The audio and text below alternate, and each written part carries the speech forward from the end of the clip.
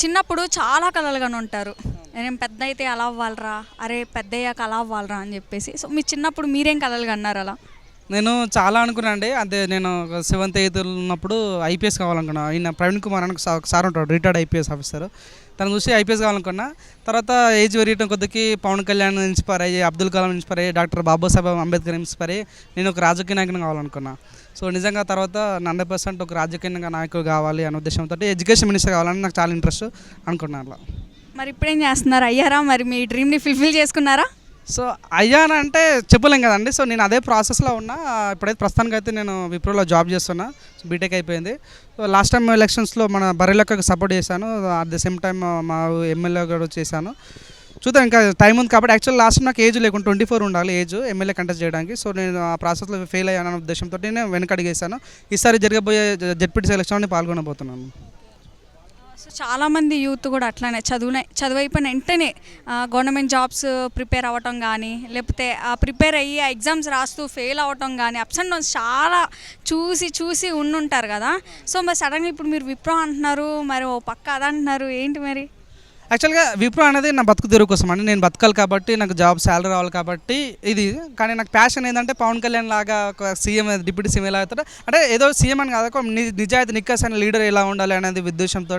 చూడండి, ప్రతి ఒక్కరు కూడా ఇప్పుడు నాలాగనే, నేను అందరూ నాలాగనే అనుకుంటే కాదు కదండి. సో ఇప్పుడు మన అందరూ 10th అవుతారు, ఇంటర్ అయిపోతుంది, బీటెక్ వేసి జాబ్ వేసి ఓ 10,000 20,000 ఆ రకంగా అవుతారు. కానీ 20,000 వచ్చిన తర్వాత బయట దేశానికి అక్కడ మన టాలెంట్ మొత్తం బయట దేశాలకు ఇచ్చేస్తున్నారు. సో మన దేశాన్ని ఎవరు కాపాడతారంటే నిజంగా ఇప్పుడు మన ఇండియా డెవలపింగ్ అని చెప్పుకోవడం తప్ప, కానీ నిజంగా డెవలప్ అవ్వాలంటే సో నిజంగా మనలాంటి వ్యక్తులు రాజకీయాలు రావాలి. సో ఇప్పుడైతే మన వ్యక్తులు, ఇలాంటి వ్యక్తులు, నిక్కస్ అనే వ్యక్తులు, నీతి నిజాయితీ ఉండే వ్యక్తులు రాజకీయాలు వచ్చినప్పుడు అద్భుతమైన లీడ్ ఇండియా అంటారు కదా, అప్పుడు ఎన్న పరిస్థితి వస్తుంది. ఎప్పుడు వచ్చినా చూడండి, మగ్గు అని స్టేటస్ కొట్టే రకం కాకుండా, సో అమ్మాయిలకు నిజంగా రెస్పెక్ట్ ఇచ్చే విధంగా ప్రతి ఒక్కరికి మన రాజకీయాలు తీసుకుంటే మాత్రం 100% మంచి ఇండియా ఫామ్ అవుతున్న ఉద్దేశంతో ఆ ప్రాసెస్లో నేను వెళ్తున్నాను అండి.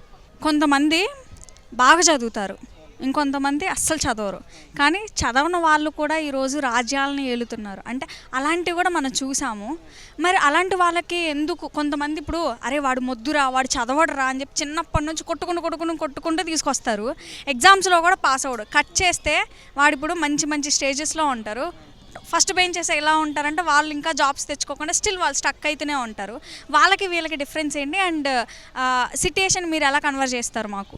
చూడండి, చదువుకున్న వాళ్ళు అనడం కన్నా కూడా చూడండి, లాస్ట్ బెంచెస్కున్న ఆ వాల్యూని వేరండి. మీరు చూసిన అబ్దుల్ కలాం కానీ పెద్ద వాళ్ళు కూడా, సో వాళ్ళంతా లాస్ట్ బెంచెస్ నుంచి వచ్చిన ఒక చదువు అని కాకుండా నిజంగా కష్టపడే నైజం ఉంటుంది. ఇది ఏంటంటే బాగా చదివే వాళ్ళకి ఏంటంటే కొద్దిగా ముందుకు వెళ్ళిన తర్వాత వాళ్ళు ఏంటంటే వాళ్ళ టాలెంట్ బయట వేలా ఉపయోగిస్తారన్నమాట.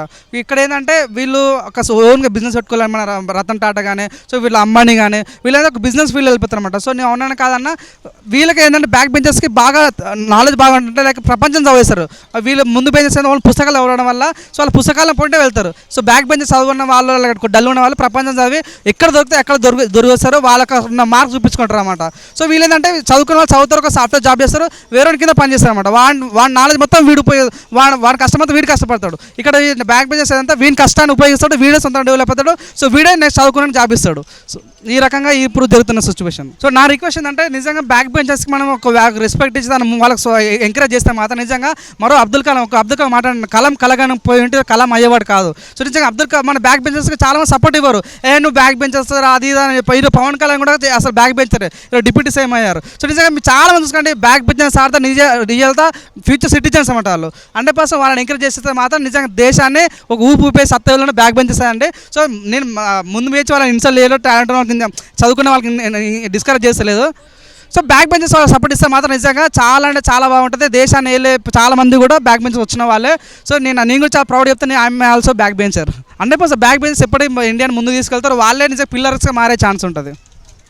సో ఫైనల్గా అబ్దుల్ కలాం గారు ఓన్లీ కలలు కనమన్నారు, వాటిని నెరవేర్చుకోమన్నారు, అంతేనా? అంతే అండి, కళ కనండి, వాటిని నెరవేర్చుకోండి.